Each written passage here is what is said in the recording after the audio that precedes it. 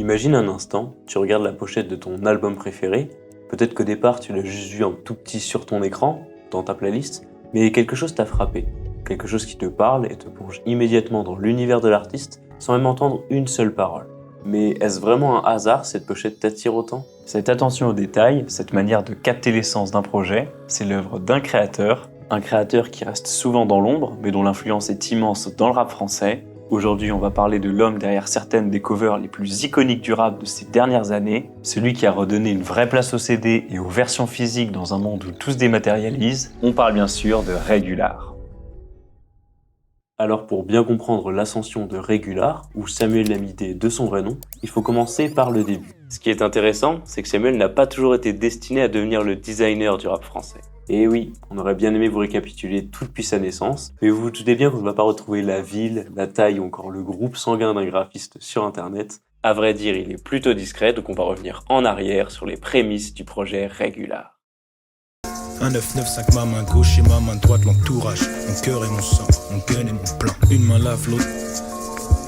En sortant du lycée avec un bac scientifique, il a d'abord fait prépa HEC en enchaînant avec une fac de maths à Jussieu pour se rendre compte que c'était absolument pas ce qu'il voulait faire. Et oui, comme beaucoup de personnes de son âge, il se dit « mais qu'est-ce que je fous là ?» Il doit alors se réorienter et c'est un peu intéressé par le domaine de l'image qu'il va passer 1 an en prépa remise à niveau à l'ECV, déjà la 2e de ses études. Là, c'est le moment où vous pensez qu'on va vous dire que le mec est trop fort, qu'il est le meilleur de la classe et qu'il passe directement en 2e année, mais en fait, pas du tout. Honnêtement, il part de loin, puisqu'il n'a jamais vraiment dessiné, mais il faut savoir que c'est souvent le cas de beaucoup d'étudiants dans ce domaine, donc ça ne l'a pas empêché d'atteindre l'ENSAD, l'École nationale supérieure des arts décoratifs, à la dernière place. Comme il le dit lui-même, c'est important de le préciser. Il faut comprendre que devenir graphiste, ça n'était pas son but, c'est un mec qui n'est pas spécialement créatif à la base, et d'ailleurs même plus jeune, Samuel allait beaucoup au musée comme un amateur d'art, mais sans jamais se dire « je veux être artiste ». On est vraiment à l'opposé du parcours typique du génie dans son domaine, mais alors quand est-ce que la machine Régular est lancée ?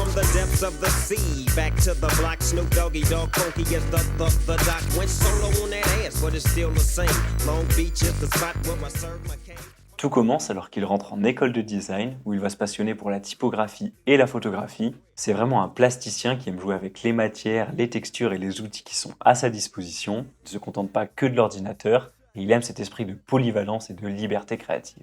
Et encore une fois, à ce moment-là, il n'était pas du tout ancré dans la musique. Et c'est là que ça devient fascinant, parce qu'il n'est même pas un fan de rap de la première heure, mais plutôt un passionné de visuel, de forme et de composition. Ce qui va le rapprocher du rap, c'est la création du collectif Le Garage. Et donc là, forcément, vous nous dites, mais qu'est-ce que c'est que ce truc ? On pourrait catégoriser cette période de sa vie comme l'émergence, là où tout va se concorder, et le diriger petit à petit vers la voie du rap français. À la fin de ses études, il décide, avec ses potes de Paris, de retaper un de leurs garages dans le 5e pour se faire des bureaux et créer un espace de créatifs avec des vidéastes, photographes, architectes d'intérieur et évidemment graphistes dont il fait partie. C'est moi, wesh. Très bien, on a un collectif, mais il est où le rap dans tout ça ?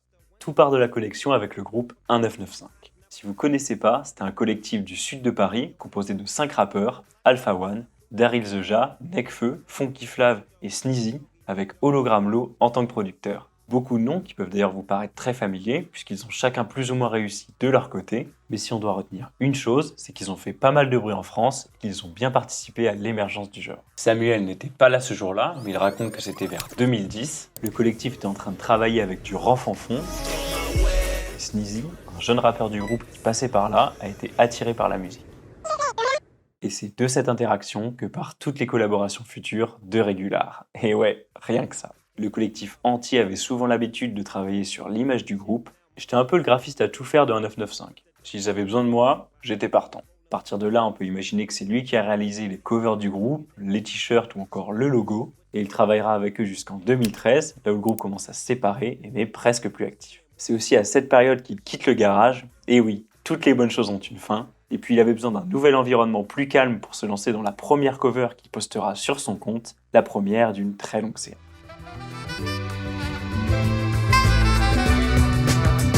Oh, un 995, mon gang venu pour mailler sans faire le tapin ton talent. Cette fois dans ta grande bouche avant de faire le... Même s'il n'est plus dans son collectif où chacun de ses potes couvrait leur domaine créatif, Régular a eu le temps de se former à la photographie, et c'est grâce à cette pluralité qu'il va réaliser la première cover qu'on trouve en dessous, donc tout en bas sur Insta, Alf Lauren 1.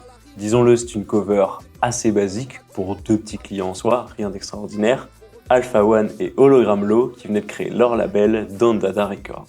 Alors c'est sûr que quand on sait ce que le label est devenu, maintenant on se dit que c'est fou, mais pour Regular à ce moment-là, il est très content d'avoir pu réaliser la première pochette officielle du label, et au vu de ses autres collaborations, on peut dire qu'il a été vite piqué par cette expérience. Mais avant de continuer, pour mieux comprendre le parcours de Samuel Lamidé, il faut reprendre le contexte de l'époque. On est en 2013 et la musique, surtout le rap, est essentiellement écoutée par les jeunes, soit en téléchargement illégal, soit sur les plateformes de streaming émergentes, alors que le disque, lui, est sur la pente descendante, avec de nouvelles manières de consommer la musique qui commencent à mourir petit à petit.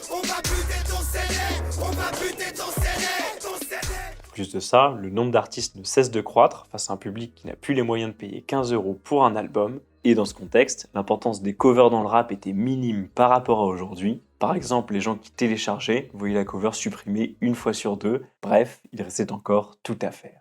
Revenons-en à notre histoire. Il enchaîne les collaborations avec les gars de chez Don Dada Records, avec Alpha Lauren 2 et l'EP Jeep de Hologram Low. Et mis à part ce dernier projet, qui est une cover plus expérimentale, ces trois pochettes n'ont rien de spécial. Elles sont même plutôt aux normes de ce qu'on peut retrouver dans la scène rap de 2016, mais tout ça va vite changer lors de sa première collaboration avec Nekfeu, chose assez naturelle étant donné qu'il le connaissait du groupe 1995 et dont il s'était approché après avoir réalisé la typo de son clip Princesse. Sans trop vous spoiler, c'est avec ce projet qu'il va vraiment commencer à affirmer son style avec sa pochette iconique pour Cyborg de Nekfeu. En vrai, Regular avait quand même une bonne pression pour cette cover. Nekfeu à l'époque, c'était déjà quelqu'un. Feu avait tout pété il y a plusieurs mois, alors il fallait qu'il envoie un truc mémorable. Après avoir échangé avec lui sur le projet et les attentes de Nekfeu, il en sort un brief de départ. S'inspirer des hobbies japonais, une sorte de tissu ou bandeau servant à fermer les kimonos. De là, Regular doute, cherche et expérimente. Une idée lui vient en tête, pourquoi ne pas faire en sorte que le hobby soit autour du vinyle ? Il crée donc un hobby à sa manière avec des scans, glitch et retouches photos pour créer la cover iconique de cet album. Bercy, Bercy, Bercy, Bercy. Merci, merci, merci, merci. On aimerait bien savoir comment Nekfeu a réagi ce jour-là, mais une chose est sûre, c'est que quand l'album sort le 2 décembre 2016, les gens sont unanimes, la pochette est incroyable. C'est d'ailleurs le truc qui explose sur le compte de Regular, dès qu'il y a du Nekfeu, ses stats s'emballent. Petit à petit, on commence à apercevoir la spécificité de Regular. Il a eu l'audace de mettre un sticker holographique sur les versions CD et vinyle, afin d'y cacher un code à rentrer sur le site de Nekfeu pour gagner des places de concert, suites, t-shirts, etc. D'ailleurs, ce sticker se posera problème lors de la publication du projet. Ils se sont pris un stop par Apple Music car ils ne respectaient pas les règles de la plateforme. Il y avait soi-disant trop d'écriture et de crédit dessus. Donc pour contre-argumenter ses propos, Samuel est allé chercher des covers bien dégueux des compiles de Dance Energy ou Summer Party qui étaient déjà présentes sur la plateforme, et ce move a bien pesé dans la balance pour faire passer la cover. Bref, si les changements de code ne plaisent pas aux plateformes de musique, du côté des internautes, c'est quelque chose qui a beaucoup plu. Il apporte un vent de fraîcheur, de la nouveauté dans des formats si peu exploités. Et c'est pas étonnant quand on connaît ses inspirations, car quand on lui demande ses influences, il va citer des pochettes comme Illmatic de Nas, le premier album du Wu-Tang Clan, ou encore Doggy Style de Snoop Dogg. Bref, que des classiques qui marqueront les codes avec des univers bien différents. On a Nas qui a influencé plein d'artistes à se personnifier en enfants sur leur cover, le Wu-Tang Clan qui, en imposant le logo, ont créé un vrai branding dans le rap, et Snoop Dogg qui a développé l'illustratif sur les pochettes. Si je m'en sors, c'est parce que j'ai du flair. Dis pas que l'argent n'a pas d'odeur. Sur cette planète obscure, je dois protéger mes frères, moi. Je veux pas être au-dessus, je veux être à la hauteur. Escroum, t'inquiète, on fera mal comme le ro de mes crânes. Évidemment, après un tel projet, Regular se met à être contacté par toujours plus de rappeurs aussi talentueux que Nekfeu, à commencer par son entourage. Vous en reconnaîtrez forcément une. On peut s'arrêter sur celle du MLA d'Alpha One par exemple. Quelle pochette magnifique! L'album est très coloré, avec plein de visuels à l'intérieur, ce qui change du format du CD classique avec cover, back cover, CD plus livret. Le choix de la photo pour cet album a été le plus dur, il y en avait tellement, mais une chose est sûre, c'est qu'ils se sont arrêtés sur la bonne, quand on sait que pour beaucoup, cette cover est la plus belle du rap français. Et ça mérite un podium. Pour l'ensemble de l'œuvre, on Ouais, va c'est dire ça. de Regular. Ouais, pour de vrai. Allez, let's go. Mais bon, même si on vous parle du MLA, c'est plutôt son prochain projet qui va vraiment définir son style, et encore une fois, c'est Nekfeu qui viendra le contacter. Ouais, Samuel, j'aurai besoin de toi pour mon prochain album. Ça va être mon retour, donc va falloir envoyer. Regular ressent une grosse pression. Comme pour Cyborg il y a quelques années, il se demande comment il va pouvoir marquer les esprits avec ce nouveau projet. Pour trouver plus d'inspi, il fait ce qu'il fait pour tous ses projets, partir à la rencontre des artistes. Il ne faut pas croire, même si les artistes ne savent pas forcément faire une pochette, ils sont hyper créatifs. Il y apprend plein de choses sur le projet, le côté spatial, unique des étoiles vagabondes, mais surtout qu'il s'agira d'un double album. Pour Nekfeu, c'était vraiment important que les deux pochettes se complètent. Il avait depuis le début cette idée de fusée qui se sépare en deux parties, et ça ne va pas lui échapper. Et c'est d'ailleurs ce qui va lui donner l'idée du concept de ce projet. Le but va être de mettre l'album sous vide, comme les rations des cosmonautes sur l'ISS, et de ne pas tout donner dans la version de base. C'est-à-dire laisser des espaces vides, ne pas donner le livret, et même laisser un deuxième emplacement de CD vide. La suite sera achetée dans Expansion, sous papier bulle avec le livret, le deuxième CD et une sorte de fourreau pour compléter la tracklist. L'objectif était d'aller encore plus loin de ce qu'ils avaient pu faire avec Cyborg et de réinventer le principe du CD, un peu comme le projet Yeezus de Kanye West, qui avouera d'ailleurs avoir été une référence pour cet album. En mai, j'ai passé un certain nombre d'heures à travailler des textures qui serviront ensuite au fourreau du CD ou aux sous-pochettes du vinyle. Regular a donc réalisé beaucoup de textures pour ensuite faire plusieurs échanges avec l'équipe de Nekfeu avant de trouver celle qui serait à la hauteur d'un tel projet. On peut imaginer qu'à force d'essayer de pousser le concept du CD de plus en plus loin, Regular n'attendait qu'un seul gros projet pour bouleverser les codes du rap français et montrer qu'un album, c'est pas seulement une image et de la musique, mais bel et bien un objet physique unique. Son message est clair, il faut s'efforcer d'aller dans ce sens, des choses différentes. Philippe Flingo, collab avec Nigo, chante avec Migos. Sur la une, y'a même Arthur et y'a Nico. Après LEV, c'était le déclic. Samuel a fait une sorte de bond en avant dans ses covers. Il ne réfléchit plus la pochette, mais l'objet avant tout. Pour chaque objet, il va chercher un concept unique qu'il va coupler à sa patte graphique. Il va déchirer des cartes, tickets et photos pour créer une cover introspective sur la ville Némir avec son album éponyme, ou encore utiliser la signalisation marine pour l'album Flag de Fix Pencil. Mais parmi les plus intéressantes, il y a la dernière cover qu'il a réalisée pour Alpha One avec la Don Dada Mixtape Volume 1. Le brief, un objet pas cher qui peut se passer de main en main. Dans un premier temps, Regular va s'occuper de la cover, et pour ça il va reprendre une image hyper forte de la fête des Luminarias, une tradition espagnole du village de San Bartolomé des Pinares, où un cavalier passe à travers des brasiers pour conjurer les épidémies, qu'il va retoucher et passer en noir et blanc pour obtenir cette cover unique. D'ailleurs il se trouve qu'il avouait avoir tout changé la veille de l'envoi. La pochette aurait dû être cette voiture en feu, mais il ne trouvait ça pas très original, et heureusement, car on voit tout de suite qu'elle n'aurait pas eu le même impact.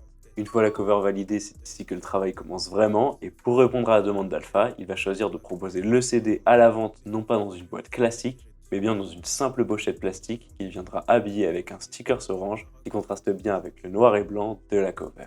C'est avec ses partis pris visuels forts qu'il réinvente constamment sa manière de faire, mais aussi paradoxalement qu'on reconnaît son travail, tellement que pour la sortie du projet, il a eu des galères avec la Fnac, il ne voulait pas mettre la mixtape en rayon car ce n'est pas un vrai packaging. Après, ça ne l'empêche pas de continuer à proposer des covers uniquement photos, avec l'album Mektoub de 10 mai, avec sa coloration planète. Il ira même jusqu'à la mettre sur le tram de Genève, ou encore en utilisant des textures de nuages dans les textes et des jeux de transparence sur nuages de Sopico. D'ailleurs, il faut savoir que Regular a essayé de s'émanciper du créneau rap avec Good Face de Madeon, Les Forces Contraires de Terre Noire ou Aftermath de Victor Solf. Mais selon lui, les personnalités dans le rap restent les plus agréables avec lesquelles travailler. Elles sont spontanées, enthousiastes, simples et sincères dans leur capacité à aimer sans intellectualiser. Mais là, on peut dire que Regular a vraiment pu s'amuser, c'est quand il s'est fait contacter par Orelsan pour son retour avec Civilisation. Vous le verrez plus tard, mais Regular, c'est un peu le graphiste des rappeurs qui veulent faire leur retour dans le rap. Et à chaque retour, il se surpasse. Ici, on peut se demander, mais pourquoi Aurel a voulu faire confiance à ce graphiste en particulier ?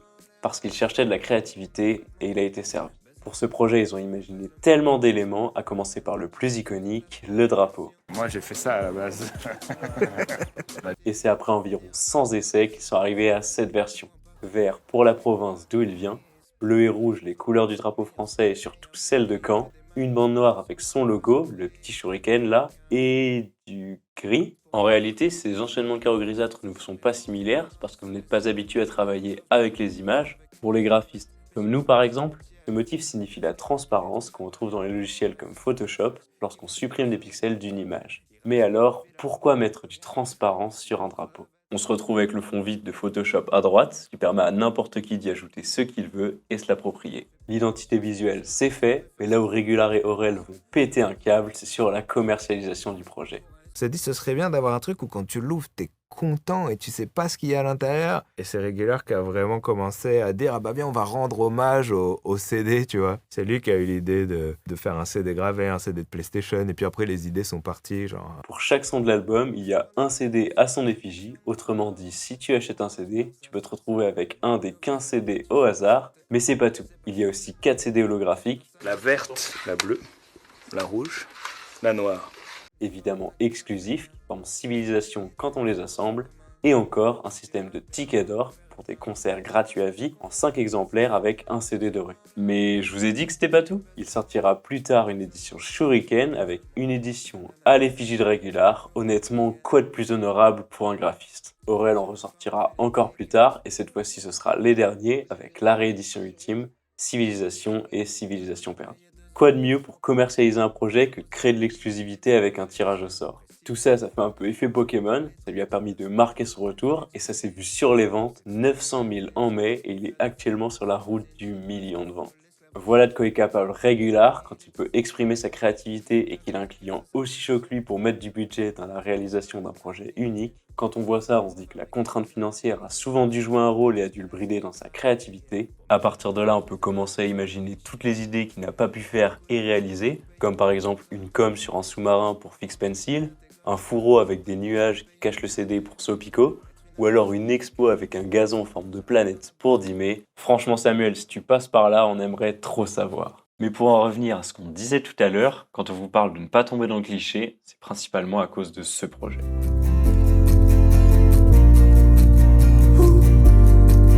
Lendemain d'une nuit étrange dans le parc. C'est en 2020 qu'il est contacté par DC's pour son grand retour après 5 ans. Encore un projet d'envergure où il ne faut pas se louper. On aimerait vous dire qu'il stressait à l'idée de se lancer dans ce projet, mais il en a tellement fait qu'on se demande si les artistes de l'envergure de DC's lui font vraiment peur maintenant. Bref, le projet est chaleureux et porte sur le thème de l'amour, d'où son titre. Et comme on l'a dit, Regular aurait pu aller dans le cliché avec du rose, des cœurs, une typo calligraphique, mais non. En discutant avec DC's, ils se mettent d'accord que pour eux, étant donné toutes les facettes de l'amour qu'il aborde dans le projet, qu'elles soient brutales et tristes comme naissantes et pleines de bonheur, c'est avant tout la douceur d'un coucher de soleil qu'on fixe pensif à travers l'horizon, assis sur une fenêtre en se laissant submerger par les teintes orangées du ciel. De cette vision va en ressortir cette couleur prédominante de orange, et la fenêtre sera représentée par cette arche, qui est un fourreau prédécoupé à glisser sur la pochette, où l'on peut mettre une photo d'une personne qui nous est chère juste derrière. Il a sûrement dû travailler avec des ateliers pour concevoir cette maquette, ou alors si ça se trouve, son côté plasticien l'a rattrapé et il a tout fait en indé. Encore une fois, les gens sont unanimes et c'est un retour efficace pour DC's. Et si on peut être totalement subjectif, pour nous, c'est peut-être l'un de ses plus beaux projets. Après, on pourrait vous citer ses projets plus récents, avec SZR 2001 du Escrew et son exosquelette imprimé en 3D, Doudoune en été de Jean Jass avec le dos, en doudoune, le CD éjectable comme un disque de disqueuse de la Saboteur Mixtape Volume 1, ou encore le CD coulé dans du béton pour Année Sauvage de Giorgio. Mais pour tout ça, on va plutôt vous laisser découvrir par vous-même. Ce qu'il faut retenir de Regular, c'est que c'est un peu le magicien des pochettes de rap innovantes. Tu sais que tu veux que ton projet soit unique, reconnaissable et esthétique, il arrivera à te surprendre comme il l'a fait avec tellement d'autres. D'ailleurs, de son point de vue, il ne se considère même pas comme un artiste, mais plutôt comme un régleur de problèmes visuels du rap français, car en tant que graphiste, l'utilisation de sa création dépend de si le client aime ou non le résultat final, tandis qu'un artiste, lui, sera contacté car le commanditaire admire déjà son travail. Ce parti pris de ne pas avoir de style spécifique en se réinventant constamment l'oblige à créer un vrai dialogue et une rencontre entre le client et le graphiste. C'est là que le régleur de problèmes visuels prend tout son sens, c'est quand l'idée du client et le travail du graphiste résonnent qu'on peut vraiment donner du sens à la cover. Niveau impact, on sait qu'il a bouleversé les codes, et depuis plusieurs créatifs ont aussi repensé le CD, comme Haussmann Mercant avec la DA pour Trinity de Laylo. Il a utilisé une pochette transparente pour imprimer dessus, Adrien Beaujean avec Planète Gold de Sofiane Pamar, avec de l'impression dorée et un dépliant unique qui peut se plier en planète, ou encore Roxane Peronenk avec sa direction artistique pour Solsad de Zamdan, avec ses disques orangés à l'arrière. Et même si on parle de manière générale, il a poussé les artistes à sortir des versions alternatives et limitées pour leurs promos, comme Salut ça va et Wisdom avec Plus fort que l'orage de Bécard, Mister Fifou et le coffret unique avec le t-shirt pour mental de PLK, ou encore Octave Marsal, la box double vinyle avec des prints exclusifs d'hiver à Paris de Dinos. Voilà, vous en savez maintenant un peu plus sur Régular, l'homme derrière les pochettes les plus iconiques du rap français. Ce qui est clair, c'est que son impact va bien au-delà de la simple esthétique. En se renouvelant constamment, il a redonné du sens à l'art de la pochette d'album, capturant l'essence de chaque projet musical qu'il touche.